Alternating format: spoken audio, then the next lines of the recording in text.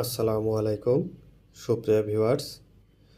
Soft education skill চ্যানেলের পক্ষ থেকে প্রাইমারি ও শিক্ষক নিবন্ধন পরীক্ষার প্রশ্নপত্র আজকে সাজেশন প্রথম শুরু।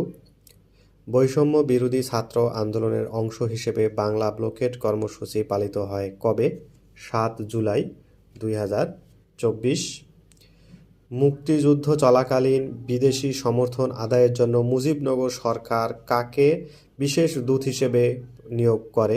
বিচারপতি আবু সাইদ চৌধুরী। সামরিক অভ্যুত্থানের মাধ্যমে কত সালে এরশাদ সরকার ক্ষমতা দখল করে? 1982 সালে। 1947 সালে রাষ্ট্রভাষা পাকিস্তানের রাষ্ট্রভাষা হিসেবে উর্দু গ্রহণের প্রেক্ষিতে মতামত দেন কে? খ নাম্বার হচ্ছে জিয়াউদ্দিন আহমেদ। দেশের প্রথম জুলাই শহীদ স্মৃতিস্তম্ভ কোথায় অবস্থিত হয়? এটা হচ্ছে নারায়ণগঞ্জ।